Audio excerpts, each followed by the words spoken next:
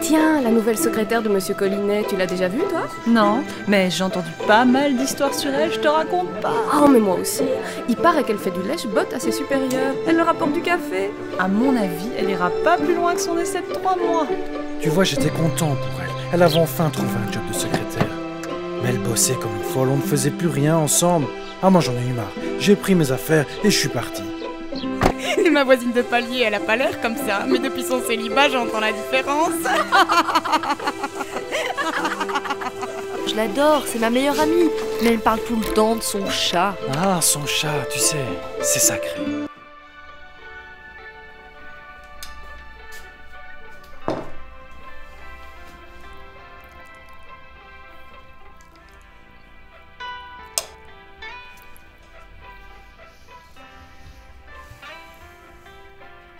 Dites-moi, monsieur Collinet, cette nouvelle employée qui travaille dans mon service... Rosetta.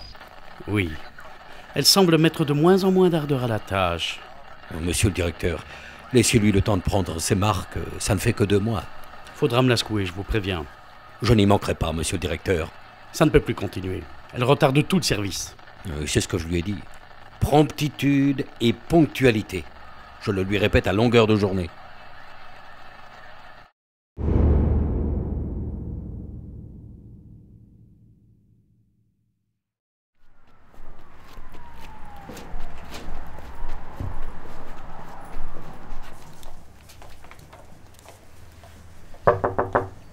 Entrez.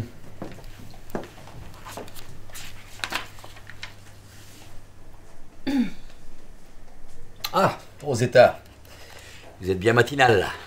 Ah, vous avez déjà complété le dossier que je vous ai demandé hier. Et vous avez signé celui que je vous ai demandé il y a 1 mois? Ah, mais vous l'aurez cet après-midi. Promptitude et ponctualité. Vous avez croisé le directeur? Rosetta? Vous vous sentez bien?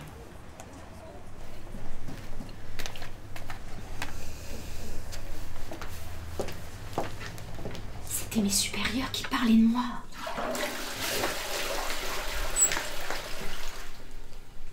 Je suis même allée vérifier s'ils étaient pas devant chez moi.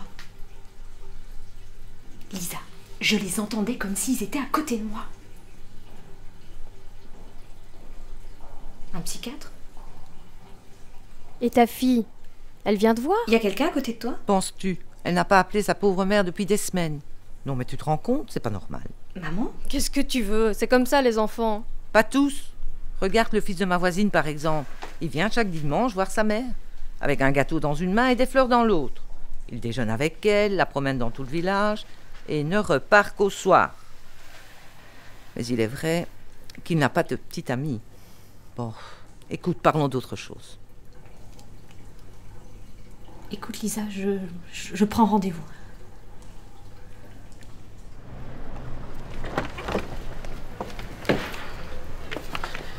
Écoutez, mademoiselle, votre cas relève de la psychiatrie. Je connais quelqu'un qui pourrait vous aider. Il vous recontactera. D'accord. Vous avez rendez-vous? Non, j'attends Rosetta. Passez une bonne journée. Merci. Bonne journée. Alors? T'as raison. Elle m'envoie chez un psychiatre. Tu sais, moi je disais ça comme ça. On doit vraiment me prendre pour une folle. Non, elle est pas folle. Juste un peu perturbée. Vraisemblablement, ses captations auditives la concernant sont dues au surmenage, rien de plus. Et entre nous, ça me fera pas mal de consultations à la clé. Rosetta, tu peux travailler au lieu de dessiner. Tiens, tu peux me classer ça.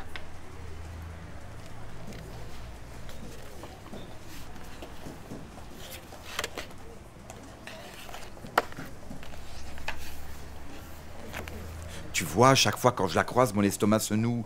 Je n'ose pas la regarder ni lui parler, je transpire énormément. Eh bien, mais te voilà dans un bel état. Oh, je crois que je l'aime. Jamais je n'aurai le courage de le lui dire. Mais réfléchis. Si tu rougis à ce point-là en sa présence, elle finira bien par s'en rendre compte. C'est drôle. Bon, sérieusement, mais si t'es amoureux, jette-toi à l'eau. Facile à dire. Allez, courage.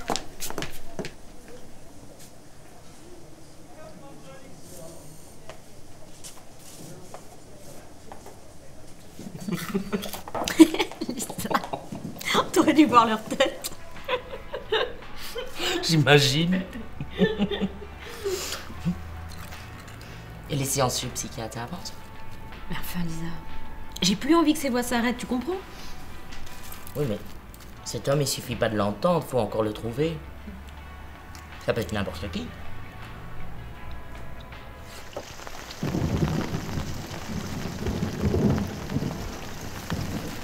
Mais quel abruti! Elle était là, juste devant moi. Il aurait suffi de ramasser cette boîte qu'elle a fait tomber à la caisse et... C'est pas lui. Hop, le tour était joué.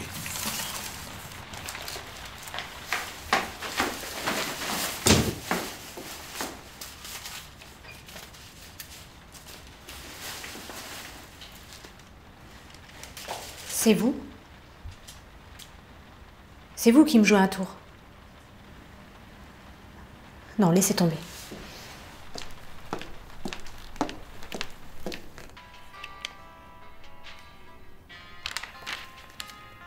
Ah, ses petits yeux noisettes, ses cheveux noirs, son sourire. Tout ça, c'est pas pour moi.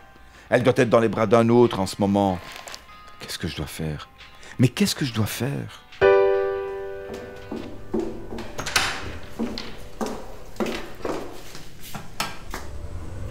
Même s'il ne me plaît pas, je les lui offre.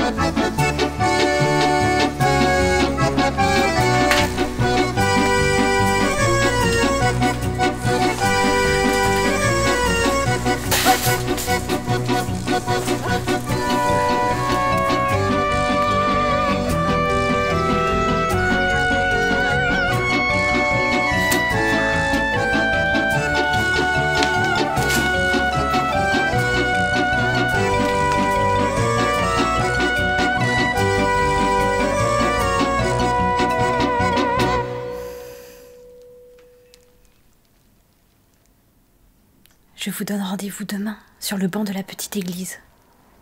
15 heures. Je vous promets une félicité éternelle, mon ami.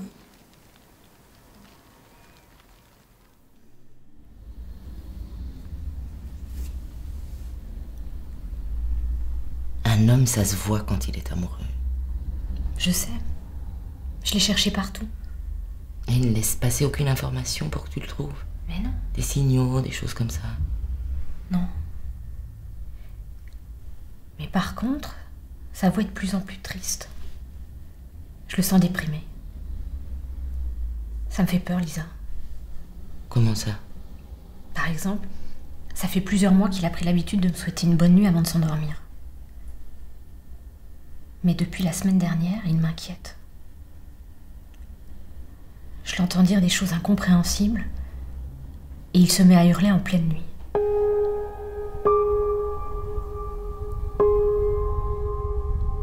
Je l'ai encore croisée aujourd'hui.